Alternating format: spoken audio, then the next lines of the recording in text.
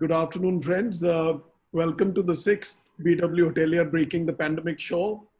And this one, we go with the owners of hospitality industry, some of the biggest ones. And between them, they own more than 200 hotels, more than 22,000 rooms, right? And more than 15% of the inventory in the country, in the region, in fact. So they are big guys. They may be on small screens, but they're all together with you. And who better to host them all, to moderate and anchor than Manav Thadani, the founding chairman of Hotel Elevate. Welcome, Manav. Yeah. And Manav and I had a chat. I said, Manav, I have something in my mind. And I think it took less than 5 minutes and we were on. And I have the pleasure of having Binodji. I'll go by age, perhaps, I don't know, between Arunji and Binodji, right? Both with their roots in Kathmandu. Binodji I met very recently. He was my gracious host. One of the senior most hospitality industry owners based out of Kathmandu. Roots, of course, in Shekhawati. A wonderful host. And he owns the CG Group with tentacles all over the world, right? I come down to Arunji.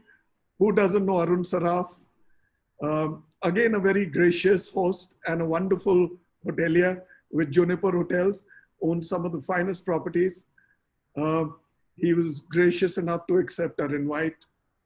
I'll go to JB. JB, again, a Delhiite, Interglobe, again, a fine hotelier of repute. They own some of the finest properties. I'll leave more words to him to come from himself. Ashish Jakanwala, the youngest of the lot, I guess, just because I think Bal Zada Kale, but he had Sammy. Who doesn't know Sammy? Professional hotelier. I'll come to Sanjay. Sanjay with Chalet Hotels, very rich experience. A hell of a lot of stock with him, and he brings in some very, very rich experience. He joins us like Arunji from Mumbai. Ankur, again from Delhi. I think we have some modernites. Ankur is also a modernite like me. I think JB is a modernite. That's right. Three of us from modern in Delhi. Ankur with Bird Group and his Roseate with properties in Delhi and London. Ankur? That's right. Yeah. So another heavy stock hotelier. So I won't say much more than this. This BW Hotelier has logged in more than 300,000 viewers till now. I must also say, Manav, I'll take another moment. The live conveyance of this webcast is exclusive to BW Hotelier and Business World. I know a lot of media houses are running their business by creating content without crediting us. I think they should take note of this. We may not run the ticker over here, but this webcast is exclusive to BW Hotelier and Business World. And once again, thank you, Manav. Thank you, Hotel Elevate, for partnering with us to do this show. I'm grateful, and grateful to all of you to join. And over to you, Manav. Thank you, Bhuvanesh. Good afternoon, everyone. It's an absolute honor to have all these owners on this webinar called Overcoming Challenges Hotel Owners. Thanks to BW Hotelier, we get the opportunity to do this together. So today I'm going to be asking each of the owners to do a very short introduction in terms of how many hotels they have and the room count, but not beyond that. As in when they answer their first question. So rather than going around the room, I think I'll just come to that. I'm also going to, while I haven't attended too many webinars, I know usually the first question that is expected is, when is this recovery happening? When are hotels opening? When are we going to go back to normal? I can tell you that none of these six gentlemen, including me, if I was to add to that, have an answer to that. So I think it's best we avoid such questions. Instead, I'm going to try and keep this topic fresh And we've broken up the discussion into 7 buckets. And I'm going to try and focus on these 7 action points. So I'm going to talk about policy. I'm going to talk about the product. I'm going to talk about banking and finance. I'm going to talk about lobbying as an industry, human talent, F&B, and then finally our relationships with the brand. And I kept the relationship with the brand aside because I know that can be contentious. I have to work, unfortunately, with not just the owners, but the brand. So I had to kind of keep a balanced approach. So without any ado, I'm going to start off with policy. And I have JB on my large screen. So JB, I'm going to start with you on policy. You know, I feel that the government perhaps only provides lip service to tourism and hospitality. And for far too long, whether it's on social media or other channels, we have always focused on tax reduction and other SOPs, which we keep asking the government. Do you think it's time to change our strategy and instead focus on like policy matters? So maybe focus on FSI, maybe focus on parking norms. Your thoughts on that, and maybe before you start, maybe you can tell us a little bit about Interglobe Hotels. Sure, Manu. And for everyone's benefit, Interglobe Hotels is a joint venture between Interglobe and the French group Accor. And, you know, we sort of are mandated to exclusively develop ibises across the country. We have 19 of them with room counts close to 3,400, but we also have a couple of Novotels and a Pullman through some other SPVs as Interglobe. So it's a total of 24 hotels, 4,800 rooms, another 1,100 rooms under development in 6 properties. So that's our spread and the accounting. But getting back to Manu, I think that's a great question, especially given where we are in the industry today. What we are going through is going to throw up a lot of challenges for the future. And I would say, you know, a new way of doing things and a new way, the way we see the country, the way we see the industry. And possibly one of the leading ones would be around responsibility and all of us running responsible businesses. And when I say responsible businesses, I also mean things around, you know, compliance, things around transparency, things around efficiency, things around becoming lean, and sort of run a very, very active business. And to do that, you have to have an ecosystem driven by policy that sort of resonates with that agility that should sort of come along, and for all of us to sort of go out there and invest into a sector. Now, when we look at our industry as owners, and we see that there is a huge amount of rigor mortis in the policy for many, many, many years. And possibly a lot of it has not been debated by owners on platforms like today. I do believe if I run a math on how policies stack up against what sort of costs we end up putting into developing hotels, if policies were made more efficient, we would probably end up taking out almost in excess of 30% of inefficiencies that sit in the development side of the business. If we just look at the way our parking norms are structured, even if we were to sort of see how, and you couple the parking norms with the setback and the height restrictions that you have when you go around making these buildings, they are very, very archaic. If one was to take a 150-room format hotel, one could have you know, parking norms ranging from city to city. In Mumbai, it could be just about 80 car parks. But you just go into the adjoining municipality in Thane, you could end up being asked to sort of build in excess of 200 car parks. In some of these cities, like Bangalore, car lifts are not sort of allowed, and so on. The use of FSI is very, very inefficient. Cities like Mumbai, you have to end up buying a lot of FSI. The recent, you know, when GST came along, the development cost of our hotels went up by almost 10%, and you can't take input credit for you know, all the immovable parts of the building, which is almost 80% of the total cost. So I think it's very, very important now for us as owners and largely investors. And look, you know, we all have a big sort of belief in the future of the market, and the country only has 130,000-40,000 quality rooms across, and that needs to double. I mean, Las Vegas possibly has 130,000-40,000 rooms. City of Dubai has 100,000 rooms. We are severely underpenetrated. And if policy is now sort of looked at on a very urgent basis, I think it'll bring in a lot of investor attractiveness for us as we move forward. Sure. Thank you, JB. I know we have some guest speakers out here, so if they can just mute themselves because we could hear some disturbance. But I'll turn to Dr. Vinod Chaudhary, if he can unmute himself. First of all, congratulations on your most recent acquisition in Kenya. I think you've acquired 2 hotels out there, the Fairmonts. But I wanted to come to you for your global experience, because you've developed hotels not just in India but in Sri Lanka, Nepal, in other parts of the world.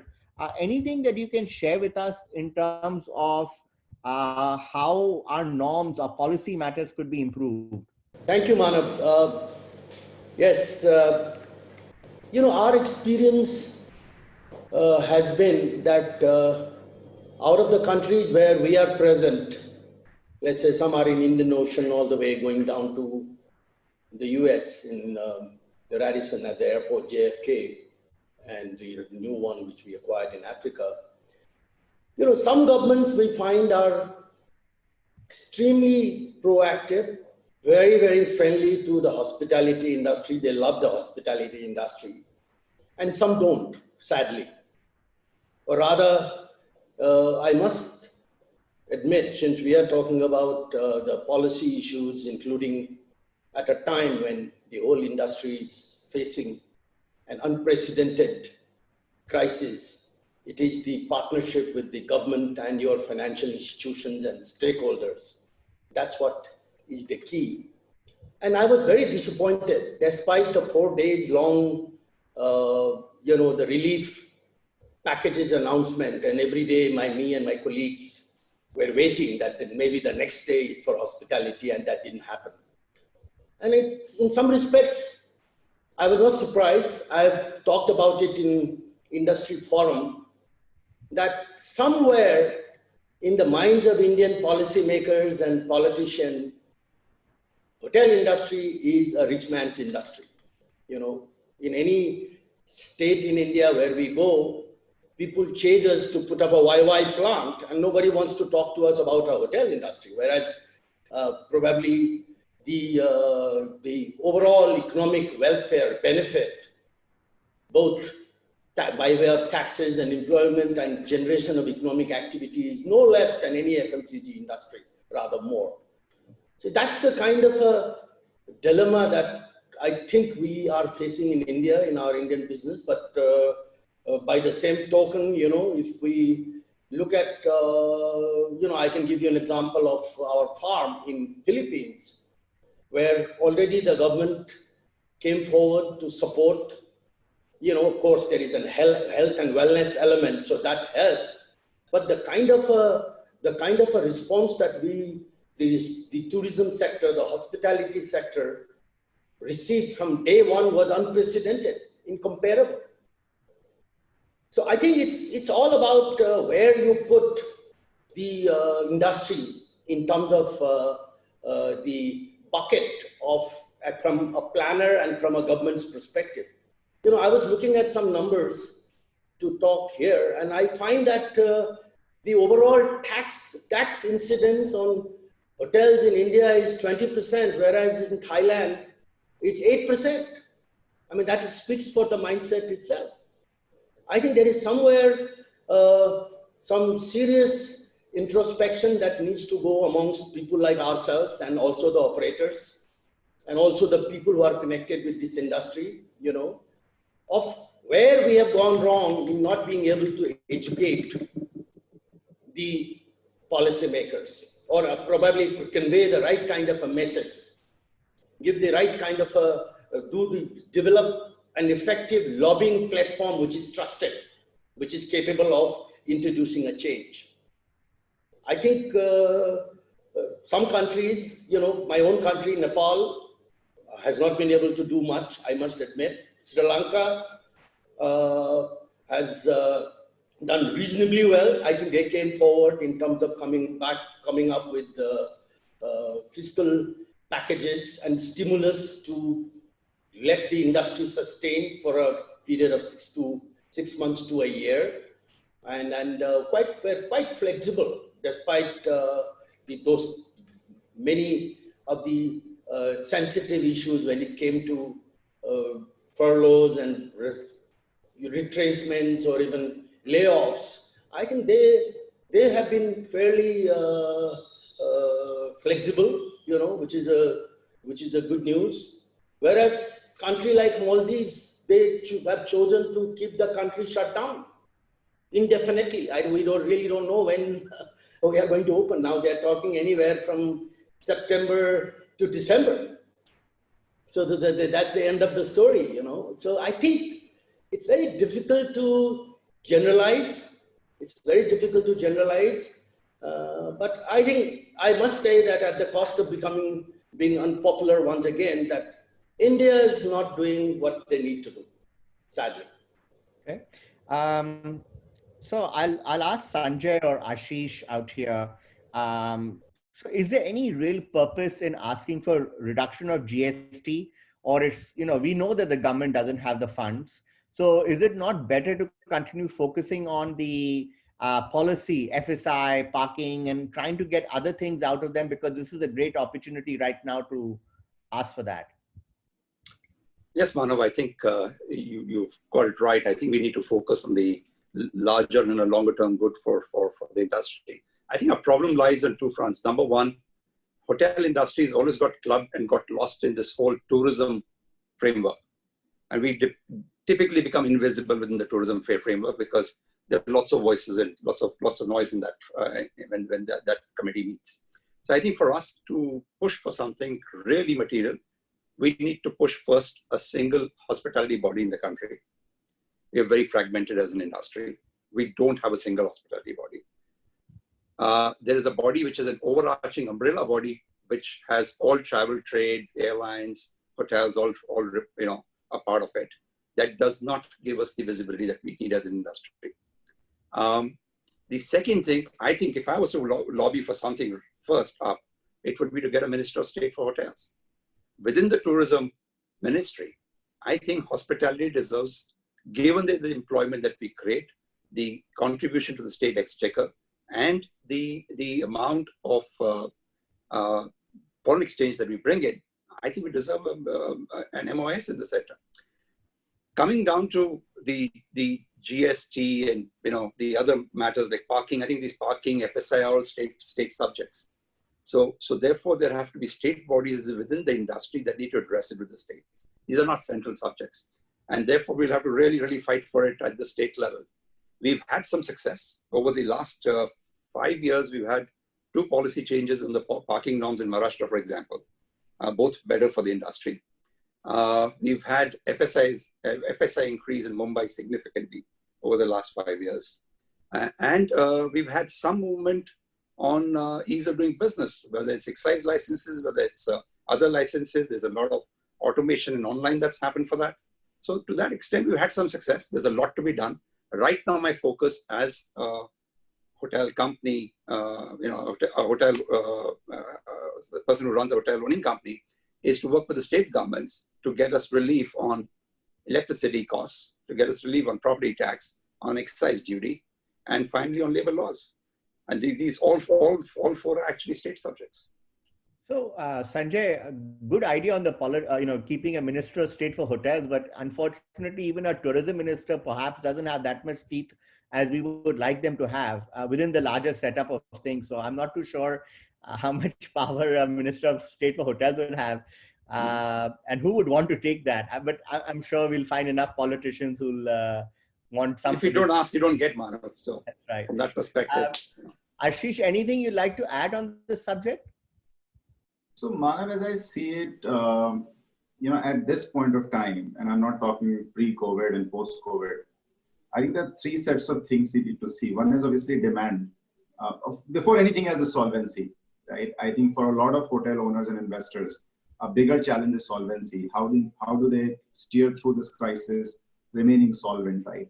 And you can obviously solve for a solvency risk by working with the financial institutions, as Vinodji said, that you have to work really constructively with the financial institution. Now, unfortunately, what we're seeing there is, while there's a lot of directional guidance coming from RBI, but transmission to businesses is next to nil, at least to hotel sector. So policy rates have been reduced, but the risk exposure has gone up to the hotel industry. So I'm not seeing tangible reduction in interest rates in the near term. RBI talks about them enabling the banks to give more credit lines, not happening so easily. So I think first is the solvency issue, which has to be dealt with by RBI, not so much by the government directly, by RBI, right? The second issue is demand, because I do think that the biggest risk we'll face in the short term is hotel demand. And trust me, that's a question that will worry us after we are out of the woods from COVID. So today we have COVID, hotels are shut, there's hardly any business. Once this epidemic evaporates, trust me, the empathy will also evaporate from government and everybody. So you're left on your own because there's no talk of an epidemic. And that's when the demand will hit us really hard. And a large part of hotels that we own in India, at least the panel that I see here, Mr. Saraf, Sanjay, JB, a lot of us, Ankur, we have hotels which are dependent on business traveler. And we do think there'll be sectors and there'll be source markets which will be displaced for a much longer period of time. And I think that's where GST becomes really important. Because if you do reduce GST for a period of time, you can induce a little higher degree of demand from certain source markets, let's say domestic, certain segments. So I think GST is something, I've always said GST is not worth talking, but in today's context, I do think that pushing demand creation is really, really critical. The second, as I think Sanjay mentioned, is we are aware of the fact that revenues are going to fall short of what we had invested our capital for. And some way to recover that is to reduce operating expenses. Now, we'll do what we need to do, right? And I think all of us have already taken those steps, but we need that enabling support from the authorities as well. Minimum demand charges on electricity, property taxes, excise licenses, all other indirect costs that we've been facing. If government brings but it can't be interim, it can't be 6 months and 9 months the way government is thinking right now. Everything is June, extended to August, at worst case till December. We're talking about a 2-3 year recovery period. So all of this OPEX reduction needs to be provided for 2.5, 3 years, right? The last thing that I'm worried right now, and I may be selfish, is CAPEX. Because when you talk about FSI and all of those things, that's to promote fresh investment.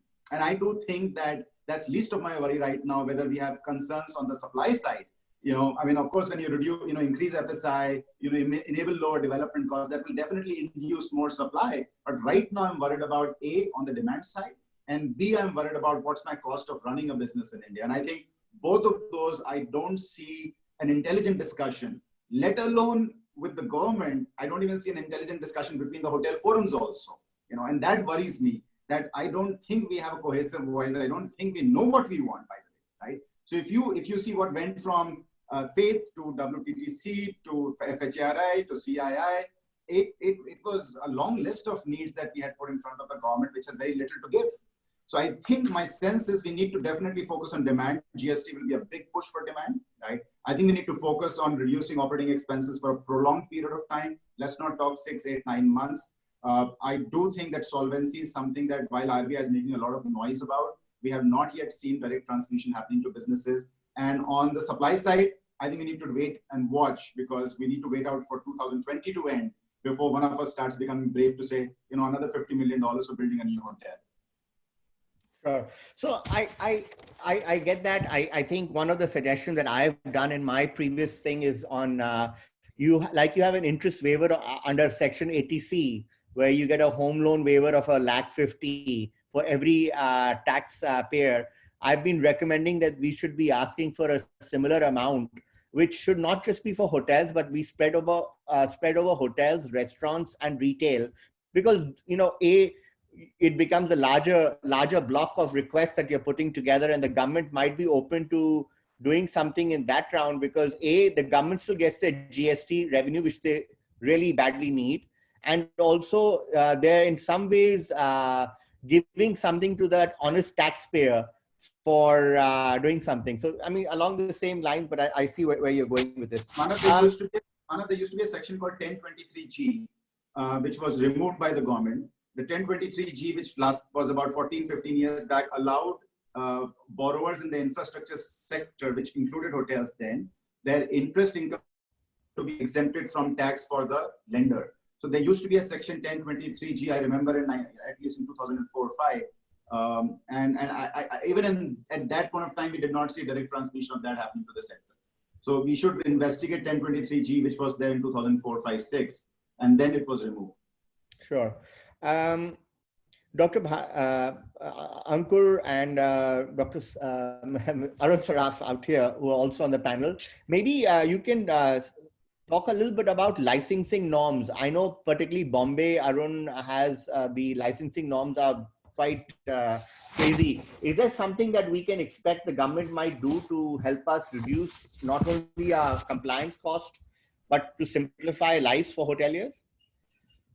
Manav, in Mumbai, as a developer, except for the major, which is the development plan approval, rest of the stuff is fairly straightforward. It's not really as or more complicated than any other city in India, or for that example, India, New Delhi. So if you look at our situation in Mumbai, except for the excise licenses, which is quite exorbitantly priced and quite cumbersome, rest of the stuff is fairly straightforward. You have to have your BMC approvals for health, for safety. And these are numerous, but they are not, I would say, out of line in terms of any reasonably large city. So from that point of view, I'm not really complaining about the heavy fees that have to be paid every year, and the bars have been closed and restaurants have been closed. Is there something that the government can be doing on the policy front to kind of ease? I think they can definitely try it. And myself working in two geographies, both India and the UK, there's a huge amount of difference the way the government has treated us in both these geographies. I think, as you say, UK, they've been really compassionate about the losses in terms of what we've been having, about our staff, about ensuring the staff gets paid through schemes, about licensing, the local municipal taxes, the rates, and also they've given all those rebates instantly as soon as this thing set in. Unfortunately, in India, I think even during this lockdown period, we've had demands coming in from the municipal taxes, this, that, left, right, and center across that. Obviously, people know still that there is no revenue coming into all these hotels, but they are wanting to put that pressure. I think the systems here would need to, they have to get streamlined. There is multiplicity of organizations, especially in a city like Delhi. We've got multiple people wanting to put their way around of taking licenses. Just give you an example right now, where the central government said that all the hotels across the country can open from the 8th. We are on the 19th in Delhi right now. We have absolutely no clue on what's going to happen, when the hotels are going to open. And the irony of the situation is that the hotels across the border in Gurgaon, as you rightly said, that you've had a great meal at the Oberoi's. Great of that the city is open.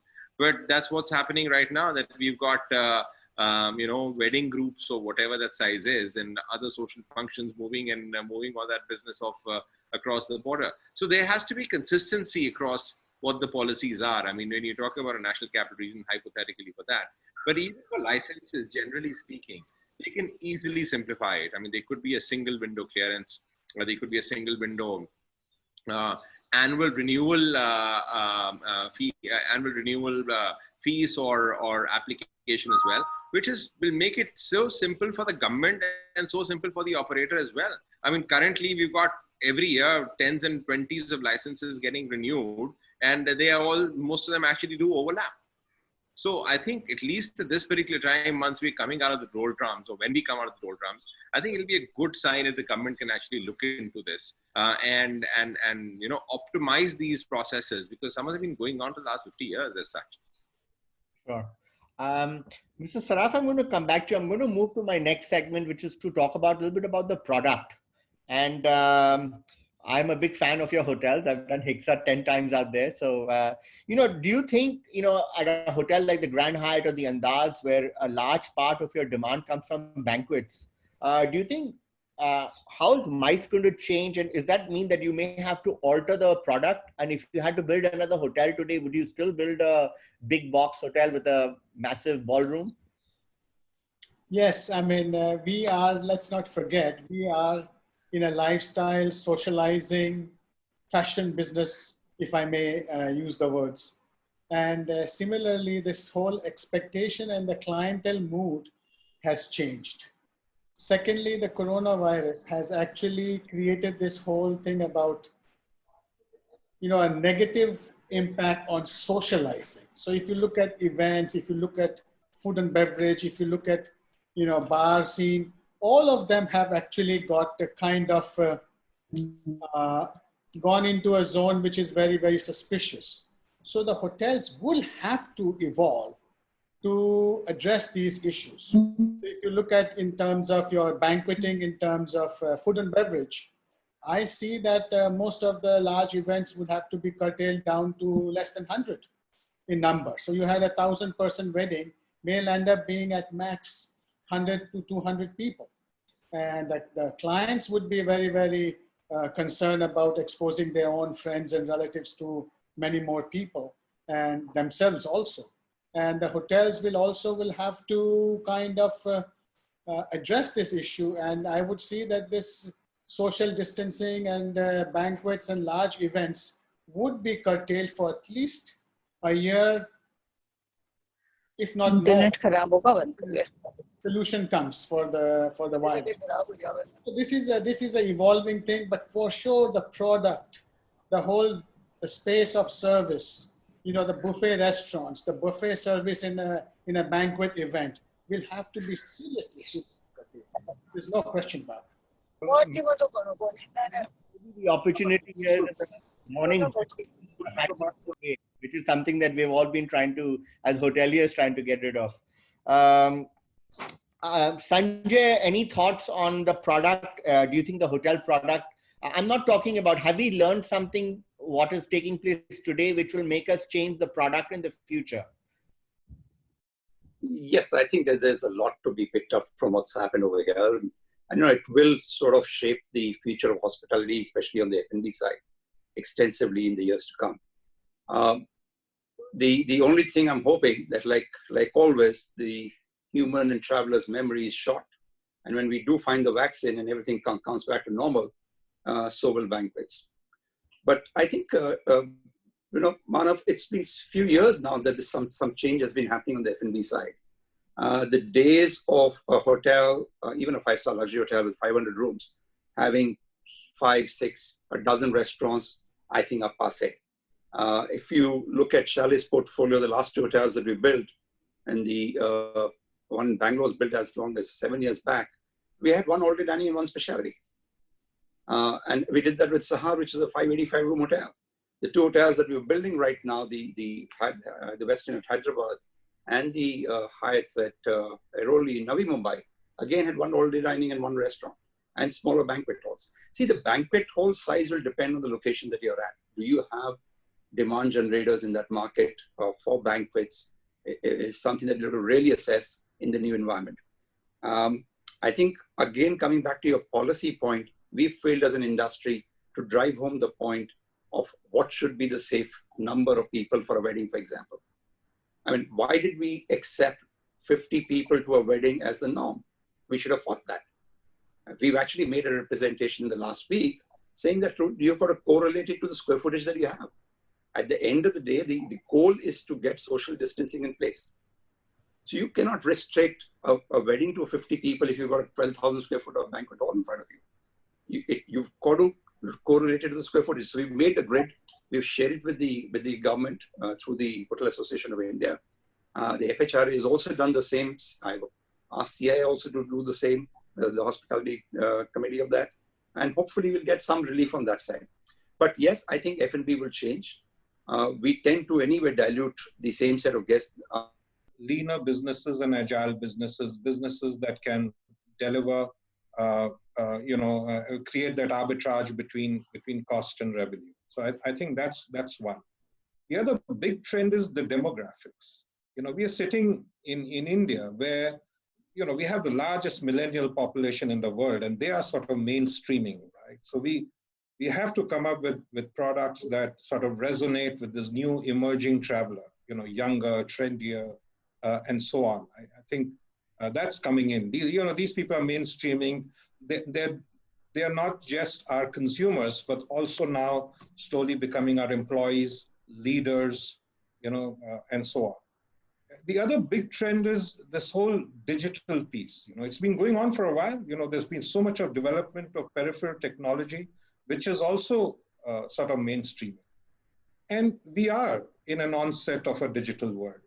So the way we will need to connect with our consumers, the conversations have, for example, moved from mainline media sort of, that onto digital platforms and so on. Not just how we engage with our consumers, but also how we manage our business, which means, and our industry, as we all know, is not at the forefront of delivering data information through technology at the back end. Our supply chains are not automated, for example.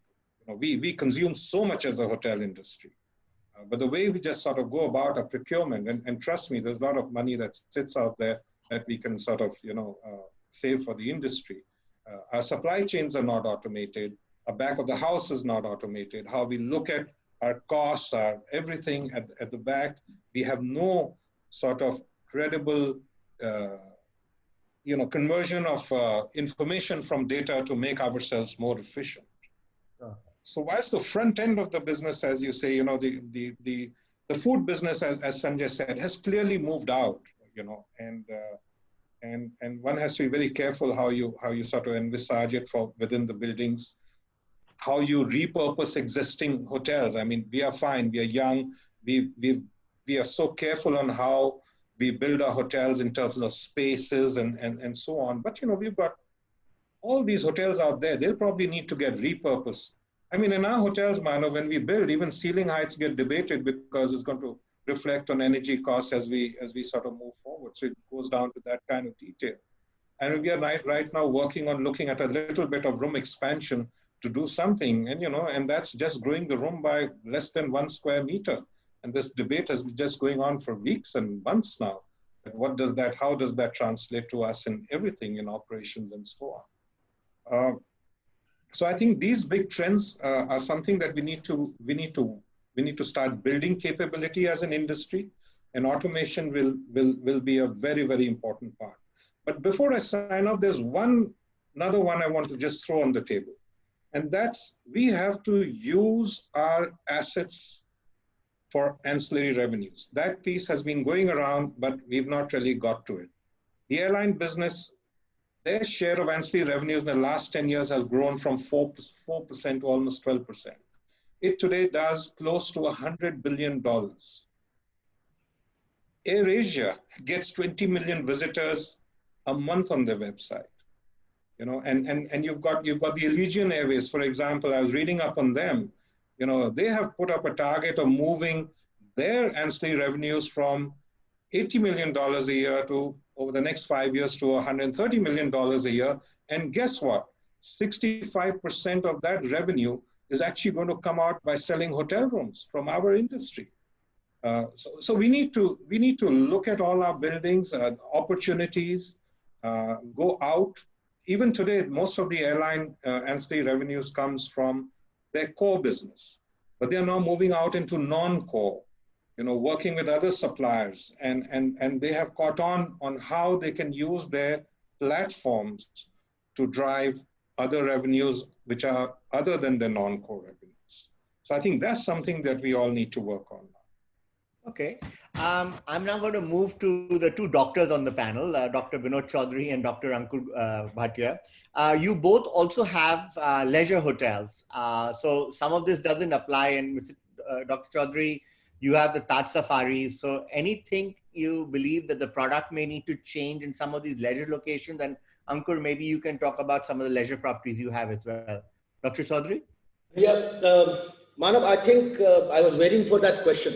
Actually, that's where, that's what is going to become probably a mantra to redefine your business model, even non-leisure products. I mean, I feel that we are caught in a situation where even those properties, who today qualify as business hotels are put in a situation because of social distancing and because of all the points, very important points, all our colleagues have mentioned just now. There is going to be a huge pressure on revenue. Okay, you have to reduce the inventories or use less inventories, remove the focus from the size of the banqueting, etc. And all that has a, so what do? I mean, I think, so we've been struggling in some of our properties here, and we feel that this is an opportunity to bring in a larger component of hygiene and safety factor, and slowly perhaps modify, what used to be a simple kind of a rejuvenation massage into I would say the next level of wellness. Okay, it's a question of introducing a greater degree of confidence amongst the clientele that, look, it's a hotel which gives the highest degree of importance to health and safety. Okay, they follow all the norms. Okay, they don't compromise, and I think that requires redefining your business model, and that business model starts with your staffing. Of course, infrastructure is very critical. Like we've been now looking at multitasking. We've significantly cut down on our staff. We've kept our properties open in our Dubai Business Hotel, which recently opened, or for that matter, Sri Lanka or Kathmandu, and we've reduced the staff force that send them out on furlough for about 2/3 of them, and we are still operating the hotel. I think it's an opportunity. As a matter of fact, we don't like it, we hate it, we don't feel good that we've been pushed in a situation where we have to send our staff out, away, even hopefully for a short period of time, but still it pains purely from a employer's perspective, relationship perspective. But I guess rather than shutting down the property, this is yet a better option. But we have started working on significantly reducing the guest to staff ratio, and it's working. So I would say that it's both, and then I'll come to your question specifically about the leisure property or properties which are with more natural quarantine, the safaris you mentioned, Manav. I'll come to that. So I think on the business hotel side, I think it's an opportunity to redefine the product in terms of use of spaces and in terms of use of staff, and by through multitasking. Clearly, properties, who are in the wellness, recognized in the wellness space, and resorts, destinations will bounce back very soon, very fast, much better than others, provided we can assure our clientele that they are being given the top of the line sort of care through, highly sophisticated the COVID related support system, in terms of safety and health. So I think the leisure properties, to cut the to answer your question in specific, has a chance of performing much better, bouncing back much better. Okay, with less adjustment to be done in terms of the business modeling, because they are natural. I use the word natural quarantine. Spread over, away, and our safaris truly stands out in that direction. Like we kept our Taj Megoli Sarai open. We didn't even close for a day, and we're doing quite well. In Chitwan National Park. So that's the I guess the new direction that we'll have to look at. It's easier said than done. The existing properties can't be modified abruptly and overnight. And it's a long call. Sure. Ankur, do you have anything to add with your hotels, which are in Rishikesh and also have a lot of sense of space? Yeah, I think, Manav, I think I mean, add to what Dr. Chaudhary just said. I think it's very important now for the future, because obviously people have been confined in cities, confined in their homes, confined in their places. So I think there's a lot of opportunity for these sectors, like our hotel in Rishikesh. I mean, it's got 17 different cottages. I think the way I'm also looking for the future in terms of development is to look at more of the formula what we had in Rishikesh. I mean, Rishikesh, we were a bit restricted because of whatever we could build at the existing plinths, and that's why we only got those 17 cottages right now. But given the circumstance that this is going to stay here for some time, I think people will be more happier to be getting into single units rather than, I mean, especially in leisure destinations, rather than, a building. Because obviously the sense of safety there, the sense of openness there is much higher. And I think moving forward in the future as well, we've got developments happening in Goa, in Hyderabad. I think we keep that in mind. I mean, Hyderabad, the hotel, what we're planning is to have openable windows, hypothetically, there as well. So, that is a sort of a bit of a shift to what we thought of before this. Because obviously, I mean, the hotels which are already built there might not have that opportunity. So we could sort of create a bit of a unique selling proposition around that. So I think anything which is designed new will have that sense of a completeness for the room by themselves. Maybe some exercise equipment integrated in the room in that destination. When I talk about business hotels as such. But specifically from the leisure destinations, I think it's important the design aspect will be rethought of completely. And I can safely say that, when we're moving forward, I think the social distancing between the two living units and within the living unit, I think we'd have to work on that in detail to see how more effectively we could do that. As far as MICE is concerned, again, I mean, our hotels are not that big on MICE. So, in AeroCity, we probably have the smallest banquet hall. But I think given the circumstance for now, I think that just fits in well with the demand which might be existing for the next couple of years for doing that small MICE, events. So yes, as I've sort of mentioned, a lot of thought is going on to the new developments and the existing developments to see how we could actually, use and make it more optimal. The Roseate in Delhi, I mean, that's also set up in 8 acres with 65 keys. I think it's a city retreat. So people might not just want to go out anywhere to any other destination, and we would, they get the opportunity of being out of the city in the city. So those experiences, I think, in the future should be some kind of low-hanging fruits for people to get to, and also for us developers. Yeah, I was going to just say that the Roseate is a fantastic hotel for the current situation and the immediate after that. Something here on the product. On the product, I have a bit of a different view. My view is that any discussion of hotel product changing because of Corona is far-fetched. Because if that was to happen, first airlines have to redesign themselves. I just can't imagine that if you're okay to travel in an airline, why would you complain staying in a hotel room where you have separated by walls?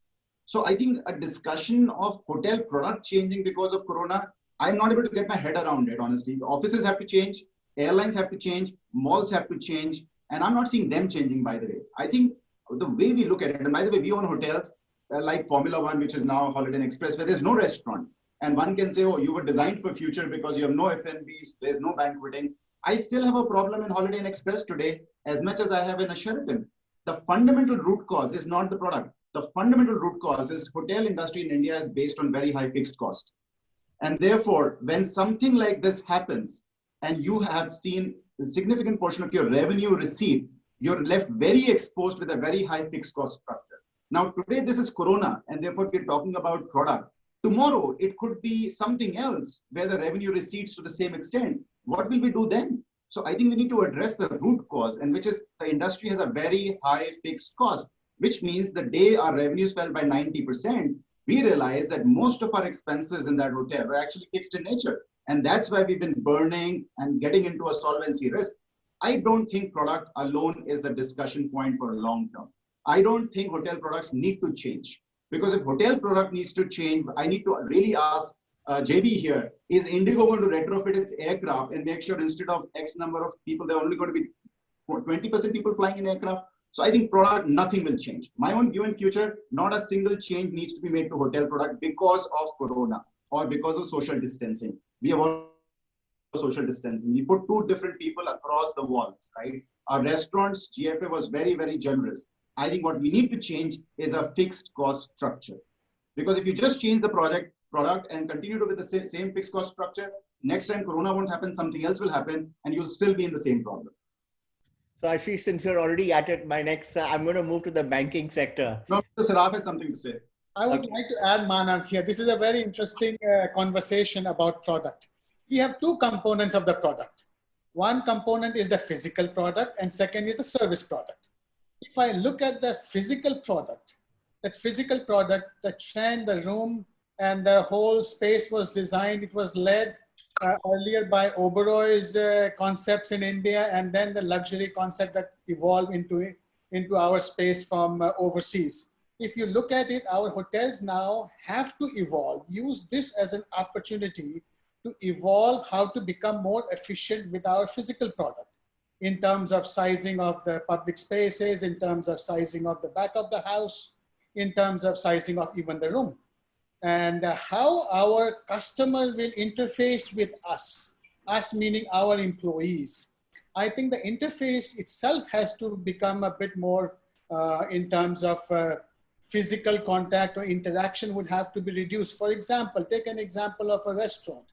If a customer arrives, I think he is visited by our employees minimum 7 to 8 times. First to escort to the table, second to pull the chair, make him sit, give him the menu, come back to take the menu orders, and then probably fill glasses with water. So the interface of the employees, our employees with the customer will also evolve.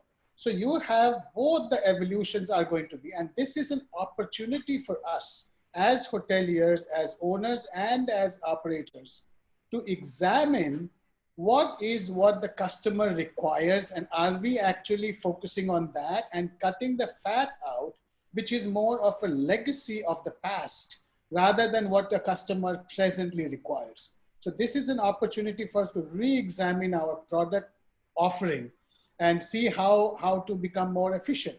I mean, different segments of the hotels field would require a different approach, but I would say generally 5-star hotels, luxury hotels would require a bit more re-examination because they have a maximum amount of waste that they have created.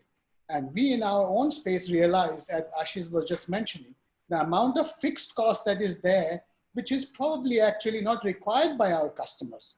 And the return that is giving it to us to our bottom line is very minimal. So you have, I see almost a trend where re-examination will happen. Sure.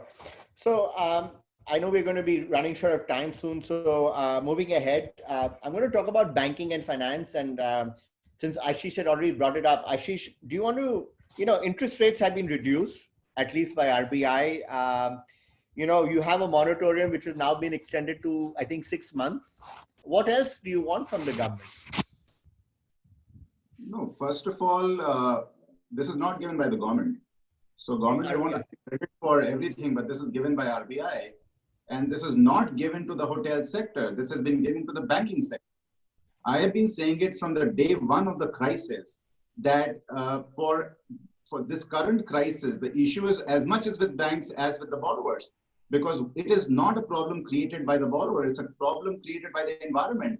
And the first thing the banks should have done is to take a write-off in their own books. So whatever is being done right now is to preserve banks from taking a write-off in their own books.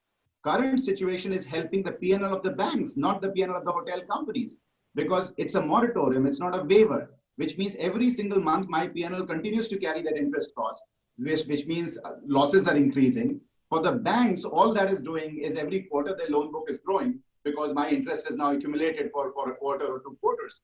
So Manav, I have been very, very clear. Moratorium or one-time restructuring, while it really helps all of us breathe easy, not be stressed at night, but let's make no mistake, it is actually done 70% for the banking sector and only 30% for the borrowers.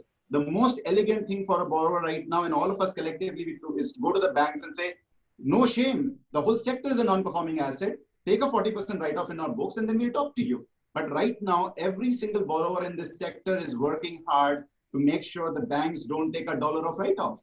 So I want to set the record straight. Moratorium or a restructuring is not a favor to the hotel sector, or for that matter, any sector of the economy. Moratorium and a one-time restructuring is a benefit given to the banking sector so that their P&Ls remain strong through this crisis.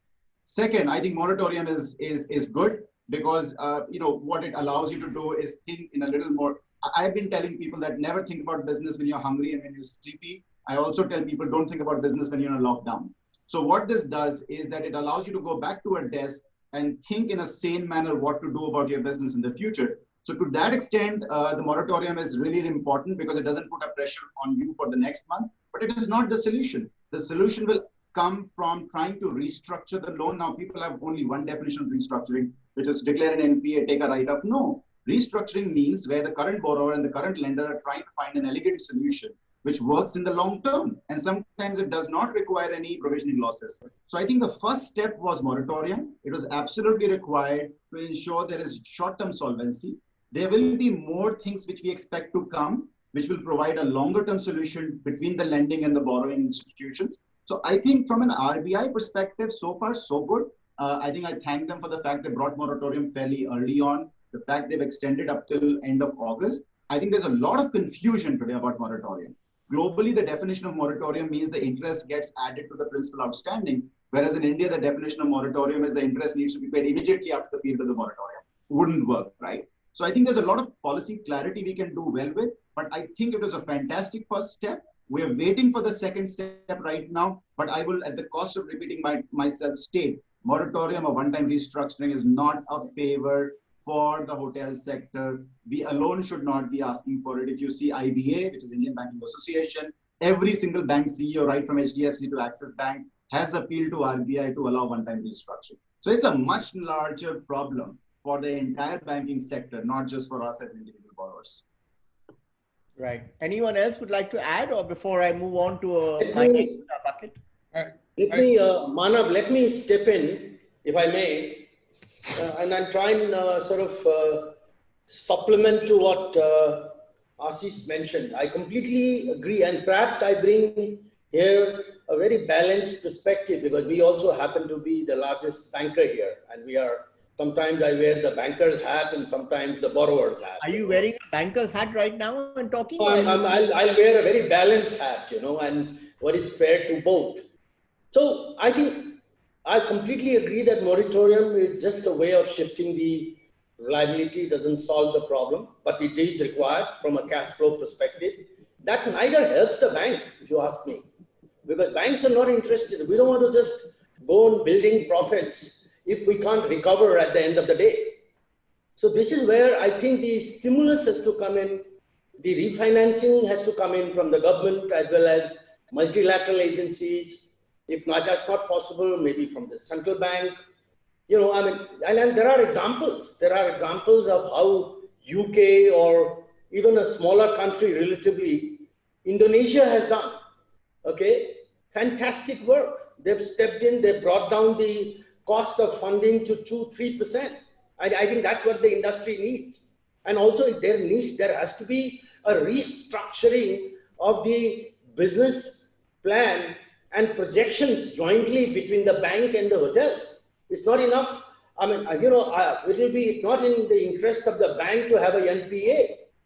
If the hotels can't operate despite we giving, let's say, a couple of percentages of rebate, or by shifting some of the payment obligation, if you still are not in a position to, then I think the hotel is doomed, the bank is doomed. So I think there has to be a very well-structured plan of restructuring the cost structure. Again, it bounces back to the overall cost structure. Cost of capital is one very important one, but in case of hotel industry, human resource is another big one. And of course, there are many other taxes.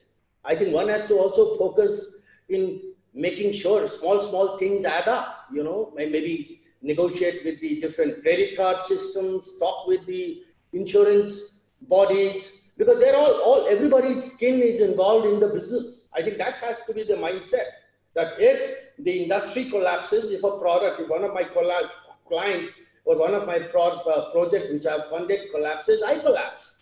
So I think there has to be a collaborative effort, and there has to be a collaboration between multiple parties who are all associated in it. Thank you. Okay. Can I just add to that, Manav? Sure. I just want to sort of, take, what Dr. Chaudhary as well as Ashish has said. We're actually heading into, as an industry, into a pretty dangerous situation. Because, the interest is going to pile up and it's not getting capitalized, as Ashish said, it's not in that with that. And there is confusion. And there is no revenue that's coming into the industry. I mean, there's some of us who are structured, we are still doing a little bit. But if you really go out to a lot of the non-represented owners, there is zero revenue. And they will, in the current state of things, they then have to cough up the interest that's now piled up, and this is going to continue for several months as it appears. And the banks need to stay solvent. So it's a bigger problem. And something has to happen very quickly, in the sense of obviously restructuring is one, extended tenure, maybe aligning with repo rates, maybe, and an alternate investment fund, which could be created for this problem. It has been done for real estate in the past. It could come for our industry. It's about 45,000 crores that is owed to the banks from the industry ballpark. But this will really have to be dealt very, very fast, so we can the industry can plan for its liquidity before something starts to go wrong. Sure. So I've heard today people talk about policy. I've heard people talk about the banking sector or the government not doing enough. But one of the things I think we have failed as an industry is to create a strong enough lobby to get things done. And I think one of you mentioned about having a minister for hotels and so forth.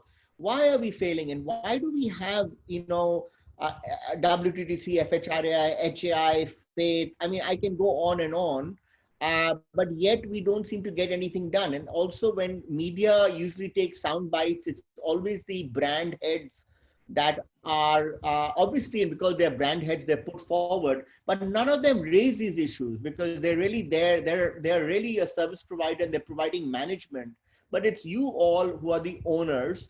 And don't you believe that all of you should be much more active in trying to get things done? Does anyone want to talk about that? Manav, so I think this time around, the associations have raised their voices quite extensively. I've been privy because I'm part of most of the bodies that you mentioned just now. And I think at least the engagement with the government has been quite extensive. The output has been very poor. I think an area that we could have done a better job is probably a little more better job on the PR front in terms of, national, visibility of what the pain points are. And I think we should have highlighted more stronger the pain points or the pain that's going to be there on the employment front. And we employ about, I think, 8% of the workforce directly and indirectly between hotels and tourism. And that's 1 in 12 people that you see on the streets. That's a lot of people. Can we really take a risk with employment with that many people over there? So that's one thing that we need to communicate. I think on the policy front, I still believe we need a single body to represent the hospitality industry. At FAITH, we get lost with the larger multitude of industries that come into play. HAI has a smaller base, so therefore the representation is weak, but I think we can strengthen that up. FHRA is a combination of hotels, restaurants, institutes, etc. We need to find a fix. I don't know what the answer is, but I think that single agency is the critical requirement for our industry. That's one. Second, we've had some success. Not that we haven't had success. I mean, today, hotel industry was touted as, along with airlines, as the two industries that needed help the most. And it's been happening for the last 3 months. It hasn't made a difference on the ground, but have we raised the voice? I think we raised the voice enough. Unfortunately, I think as maybe Mr. Saraf said or Dr. Chaudhary said, I can't remember, but we are seen as an elitist industry. And therefore, to give help to us is not right politics. And therefore, sometimes we tend to lose out on that front. But Manav, just to course correct here, when we speak to a lot of authorities, the viewers, why are you complaining? We never did anything for the auto sector last year. You know, they had the whole BS6, BF5 massive issue which completely wiped out the auto sector last year. Did they listen to the auto sector? The answer is no. JV obviously has roots into the aviation sector indirectly. Have they done a lot for the aviation sector in the last few months? They only allow Air India to charge full fare to get people into India. They have not allowed any private airline to get that share of revenue. So they have not done anything for the aviation sector. When you ask both RBI and the government, the viewers, we have not done anything for any sector. But if you see, we've done stuff for MSMEs. So even small hoteliers, you know, who qualify to be MSMEs, who have borrowing limits for less than 25 crores, we have given them full protection. A small innkeeper in Bhopal who employs less than 40, 50 people, and most of those people make them less than 15,000 rupees, we will provide provident fund for them.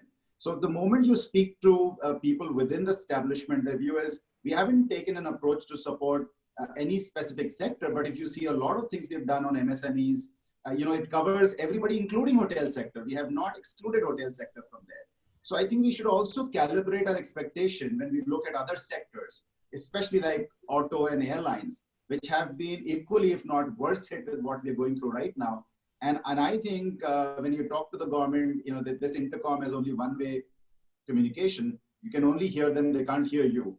So I think it's not fair to expect a lot of direct benefits will come to any sector. Number two, I think associations should be all dissolved.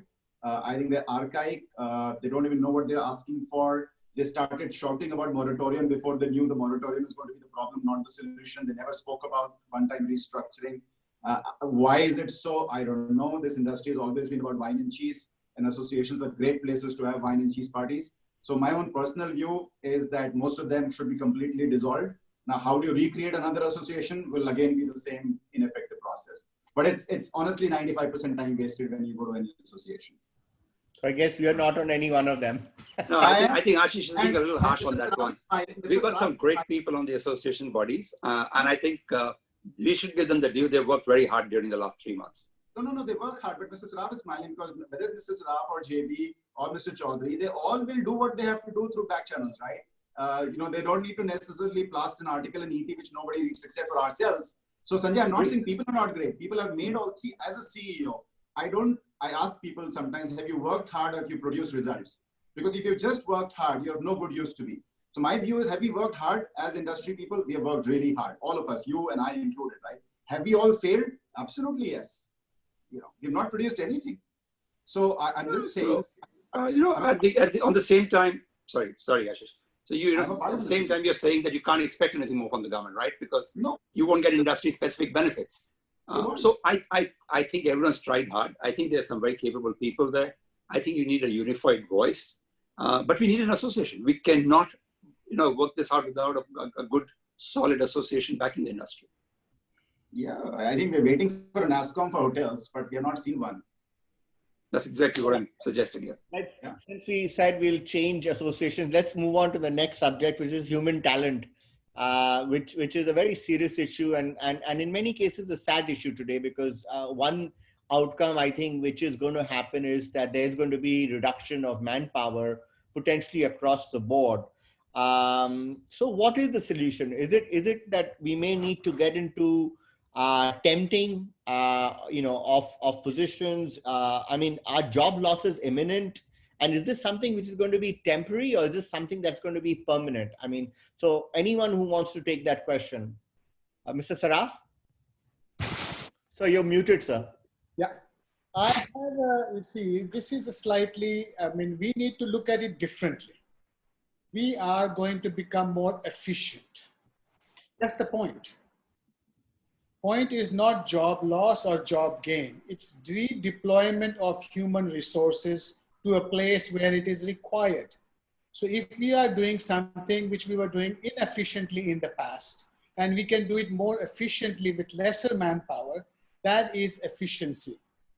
And that's how we see it in our hotels. So we would be almost seeing that we would be losing almost 1/3 of our human resource going into the future. But that is a positive thing in terms of becoming efficiency, where the underutilized, underemployed people would be getting more deployed somewhere they could be used more usefully. So this is something that is an opportunity for the hotel industry to become more efficient. This is how we see it. It's not a matter of job loss or job gain. That other industries cannot do, and definitely outsourcing. The food stuff that we were talking about. I mean, there is merit in considering outsourcing of food because that whole business has become so specialized. So I think from a leadership perspective, technology perspective, from a business perspective, we need very different kind of skills going forward, and industry will need to build that. And the way I will try and differentiate is that it's great for somebody to go and run every day to keep his heart healthy. It's not great for somebody to run in the morning of a heart surgery. So, and by the way, they are quite related to each other. So I think today, what we're talking about clustering and bringing efficiencies is a long-term issue. It was required before COVID, and it will be required post-COVID, whether the industry recovers completely. But let me be honest with you, we operate a Holiday Inn Express portfolio with a staff ratio of 0.35. If I include the corporate staff, 0.39. And my problem is the same. I have a very, very senior GM who just messaged me in a frustration saying, all of you guys are talking about cutting cost. We can deal with that, but who's going to talk about demand? So I think the fundamental problem right now is I can understand his frustration. He's dealing with two sets of problems right now. One set of problem is he has got no demand. And the other set of problem, whether we'd like to present it as an opportunity, is massive loss of employment. Now, when you're trying to create efficiencies in the long term, it works well. But when you're trying to retrench 1/3 of the workforce in a sector within a period of a quarter, it's a massive, massive, massive loss of employment, people's lives, their ability to pay salary, to pay rents and to pay EMIs. So I do feel the fact that we need to continue to focus on the problem that people, I always tell hoteliering is about three things: the buildings we own, the people we serve, and the people who serve. We've already lost one pillar, which is the people we serve. I think we're rapidly losing the second pillar, which is people who serve people, right? And we'll be left with these fixed assets, right? So I do think we need to address this issue of employment. I think we cannot stay away from our responsibility. But we have to do what we have to do, which means we have to take care of our P&Ls. But on the side, we need to ensure that we create an enabling environment for that 1/3 workforce. I do believe that 1 in 3 people are losing jobs in the sector right now, right? So I do think that something needs to be done. So far, unemployment has been used as a carrot to get something from the government. It has not been used as a true factor of empathy or something to be done by the industry. So my own view is we have flogged unemployment with various associations to get some benefits, but we have never thought really at night that, oh geez, there are 100 people that yesterday lost their ability to pay school fees or their rents from next month. So I think the efficiency in the sector was long due. The efficiency in the sector could be accelerated by this pandemic, but I do think that we are in a crisis right now, and the problem is of demand on one side, and the problem is of employment on the other side. The efficiency is not an immediate problem. It is something that we should have done long back. Thankfully, maybe we'll do, once we are out of this crisis. So something needs to be done. Do I have the answers? Not necessarily. I don't think we all have the answers right now, because I think what I'm hearing between the lines is that, yes, jobs will be lost. I'm hearing that there's a need for huge amounts of reskilling. And one last question related to human talent. Who is more of danger right now of losing their jobs? Is it the young workforce which has 1 to 5 years of experience, or is it people who got that 20, 25 years of experience and who have just entered their 50s and they were hoping to, just about start saving some money to leave a retired life? Who is currently more in danger in terms of all of you? Because you've got everyone on your payrolls. Any thoughts on that? I think other than the owners who will only lose their jobs when the banks take their assets, for which there's a moratorium, I think everybody in the sector who's employed is at risk right now. And I don't think it's differentiated by age. It's not differentiated by seniority. It's not, it may be differentiated by your perceived, rating. I do think the industry will obviously try and wean off a low-rated talent before they let go of high-rated talent. So I do think, one thing that I agree with Mr. Saraf is that there may be some natural selection at work right now, where post-COVID you may be left with, because every hotel GM is trying to protect high talent employees right now. So at the end of this crisis, you may be left with a higher quality of talent pool. But I don't think, Manav, there is any, it's truly a pandemic. When you look at pandemics definition from a healthcare perspective, it truly is an economic pandemic and also an employment pandemic. It is not differentiated. That's my view. That's what I see across in our system. Okay, I'm going to move ahead because we're running out of time, and we actually have. But I want to talk a little bit about F&B, and if there's one sector which is perhaps even more impacted is the restaurants, so the independent restaurants that had taken away business from us, from the hotel sector, if I may call it. Any thoughts? Because in the past, whenever we had an economic downturn, it was F&B that came to our rescue. Any thoughts, Dr. Chaudhary or Ankur? Obviously this sector, Manav, obviously is affected. I think all the hotels have gone to that fact of getting into doing home deliveries. I think majority of the five-star hotels, which I know of, have taken up to that for the last couple of months through apps and other food aggregators. But again, it depends upon the government policies as well. I mean, you look at a city like Delhi, you're allowed to open a restaurant, but you can't open a restaurant if you're in a five-star hotel. So I think it's a bit of a sort of a, again, coming back to the government policy only for the time being. But I think having said that I would, again, as you rightly said, Manav, that we went to Royce 361. Not that we own hotels, but I'd rather be more, mentally safe getting into a hotel than getting into a high street restaurant or within a mall. So I think they're there. And but having said that, I think moving ahead in the future, I mean, those food concepts and the way F&B is looked into, just to give you a quick one, we moved completely into local produce across our hotels in India and the UK as well. So I think it's more it's supply chain as well as the availability as well. I think that's become extremely important, and I think easy for us to get as well. I mean, we never thought of that, but local produce is something that we're looking at all our restaurants. So I think stuff like that. And again, I mean, people are getting more health conscious as well. So, immunity boosters, and this is a standard part of our would be a standard part of our F&B offering moving forward in the future as well, across all Chini, Kheer, and all the other brands.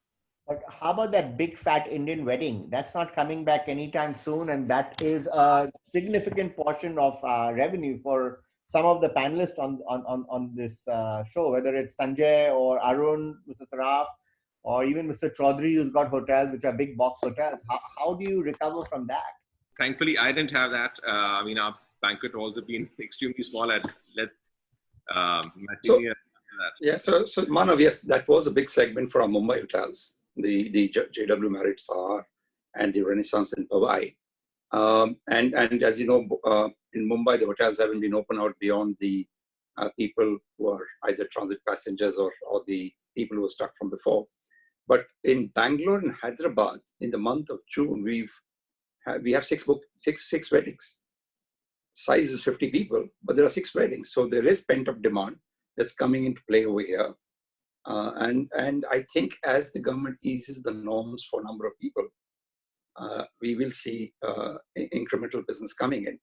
And that's the reason that I was earlier speaking about pursuing the path of correlating weddings to square footage as against fixing at 50 people to a wedding. So maybe the big fat Indian will become a leaner wedding, hopefully. It will become leaner, yes. Good byproduct. I'm going to move on to my last set of thing, which is relationship with hotel brands. And do they need to be redefined? I'm quite sure we've got some brands watching us, and but do you think the relationship between owners and brands need to change? Or is it just going to be business as normal once this is over?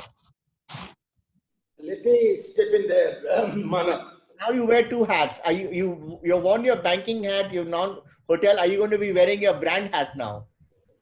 Well, That's why I offered to step in, because I think I can also relate as as a client for some of the brands we work with very closely, and also as an operator with our own brand.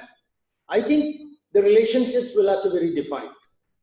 Okay, it has to be redefined. It has to be based more on coexistence. I think it'll have to be more on sharing of the costs.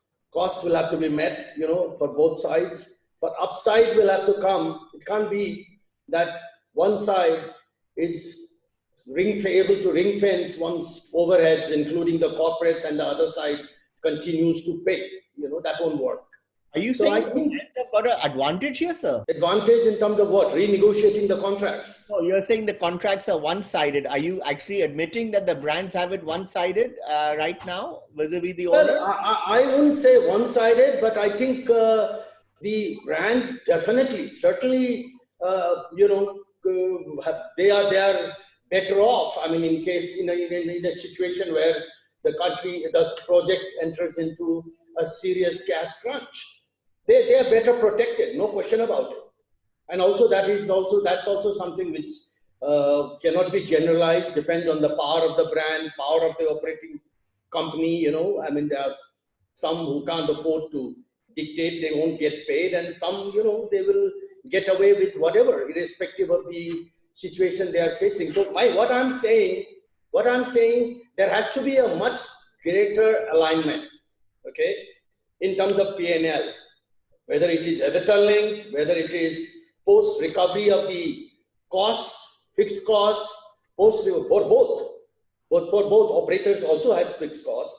Okay, I think that is something which will have to be thought about. Otherwise, it's very difficult to continue. It will become more and more challenging for the relationships to continue. And let me take a moment to also make a short observation on two previous questions you asked. One was about the human talent.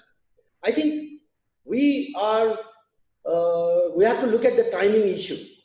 I think to address that question, it entirely depends. What is the kind of a time frame are we talking about? 3 months to 6 months to 1 year? By when the business will bounce back?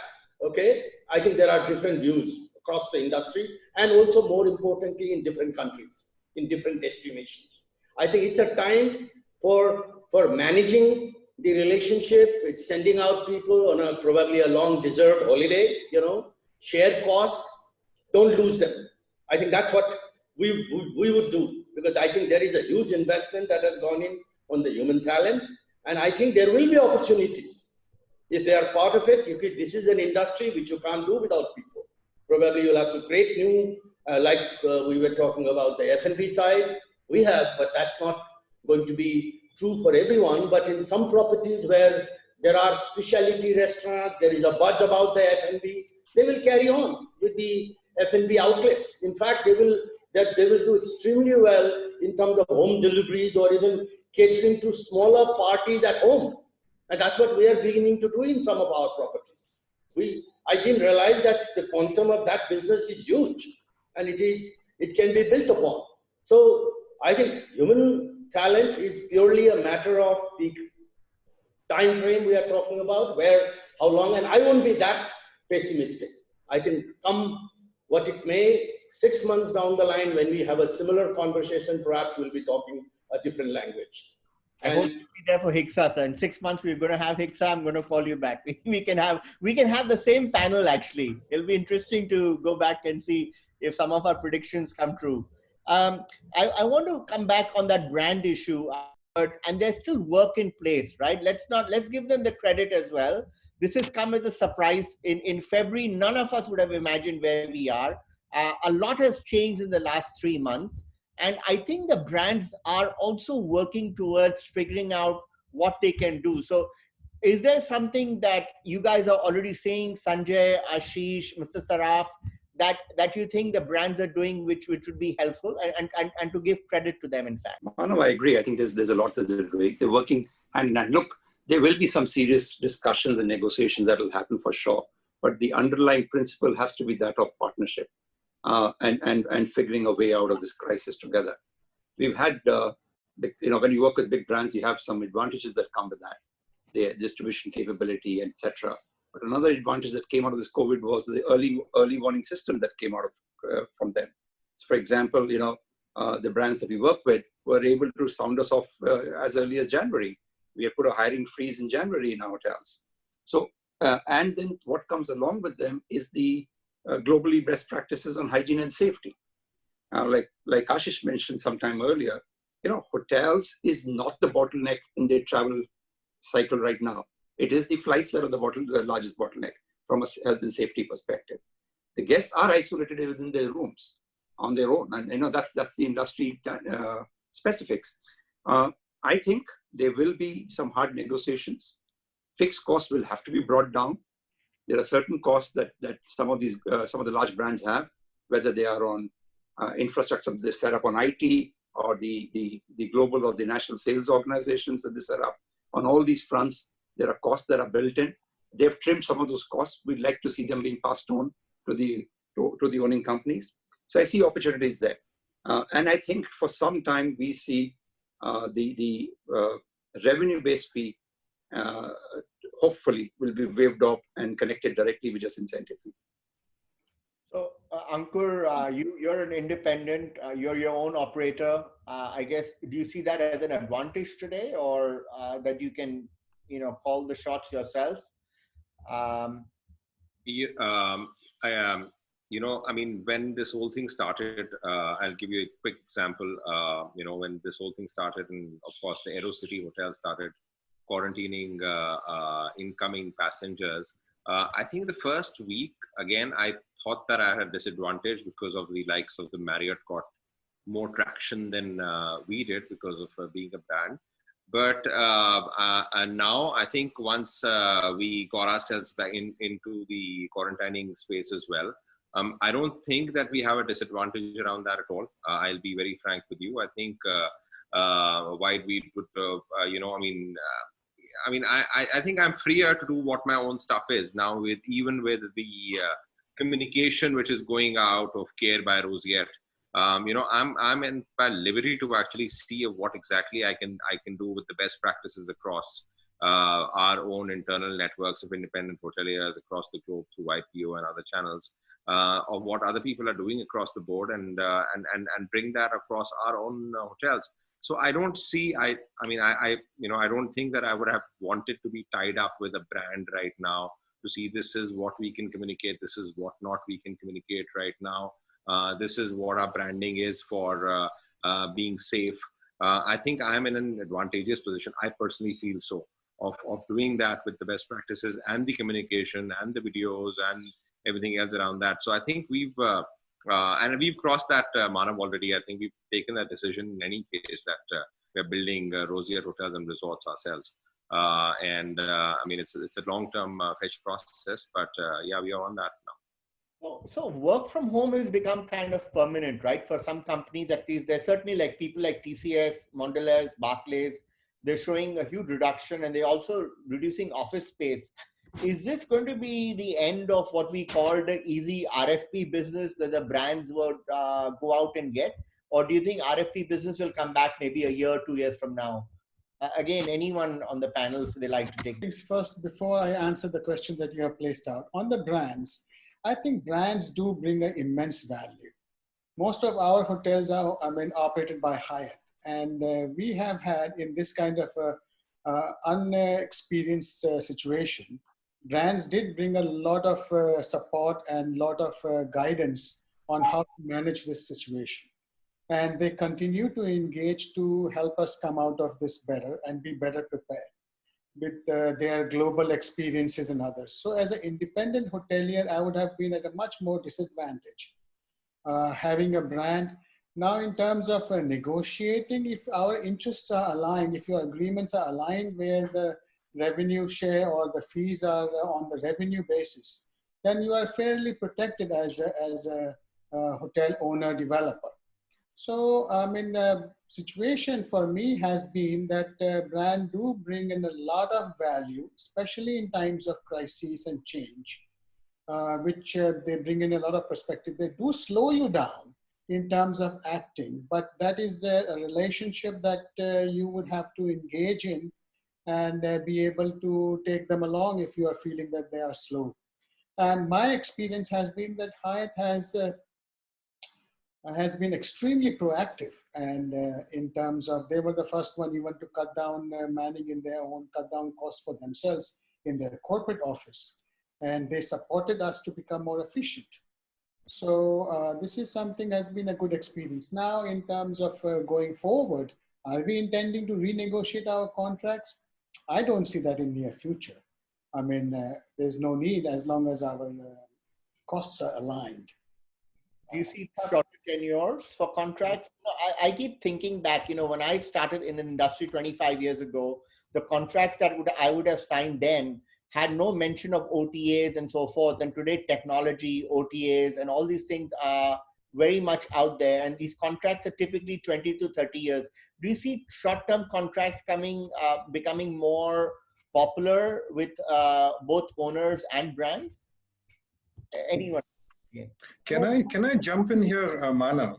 I think I bring a bit of a unique situation to this group, given that we have a joint venture with a brand, with Accor, and I'll answer this in two perspectives, from a strategic perspective and then from a tactical perspective.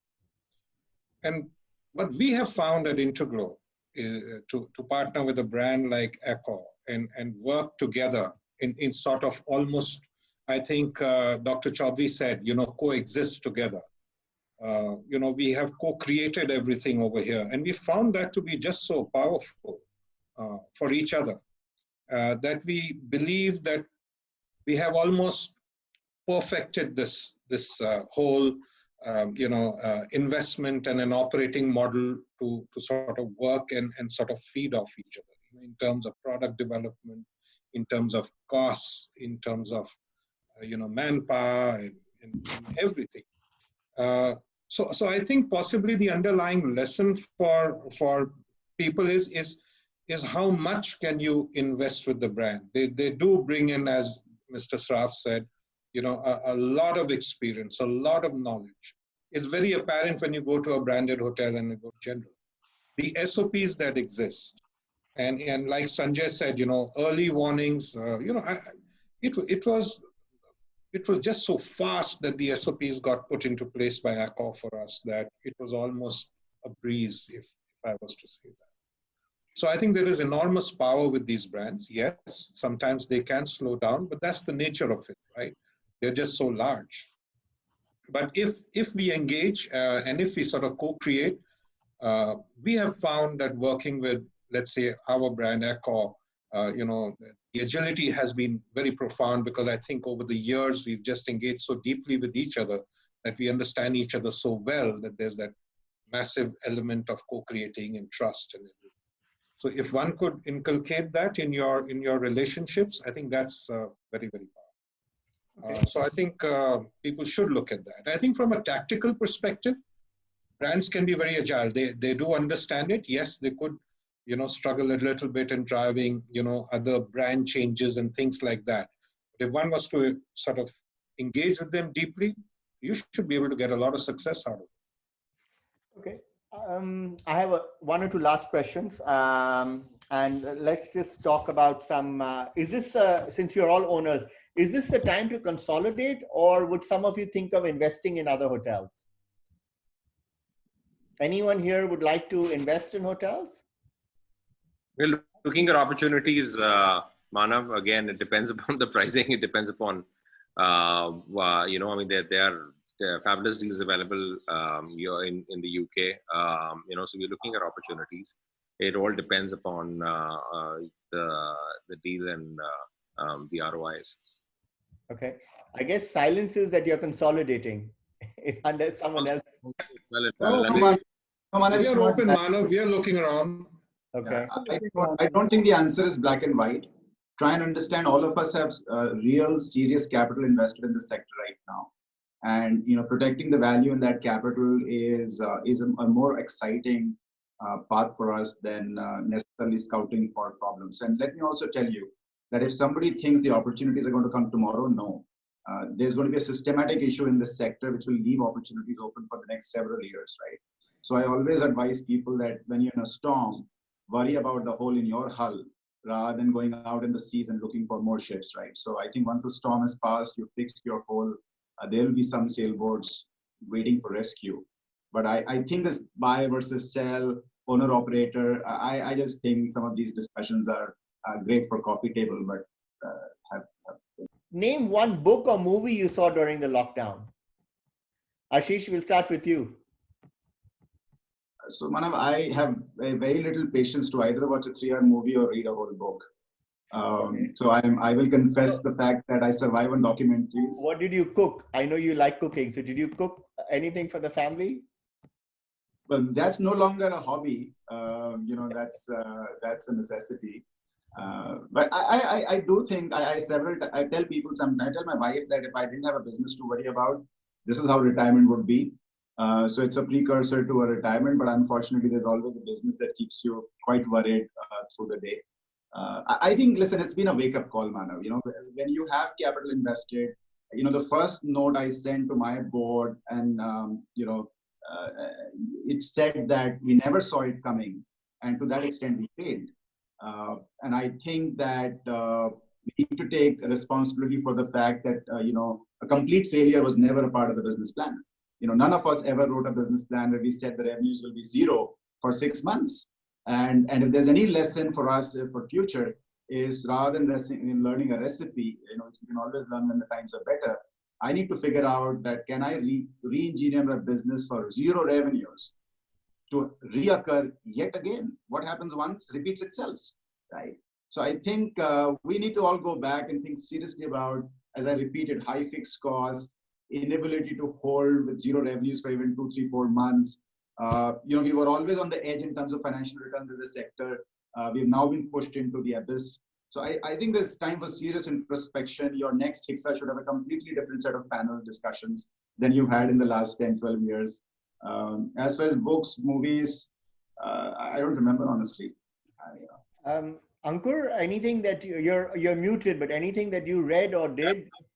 Now I saw a very nice one. I think it's when all people watch. It's called The Night Manager. I don't know whether you've seen it or not. It's a 3-year-old episode on. I think it's on Prime. Must watch it. It's how a night manager actually gets around helping the government, crack a arms dealer. So it's a good one to watch.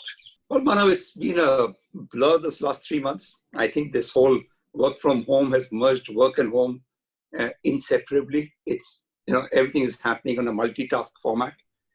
Yes, I have started watching television and watching a lot of web series lately, late into the night. I do catch up on some of that and got quite hooked on it.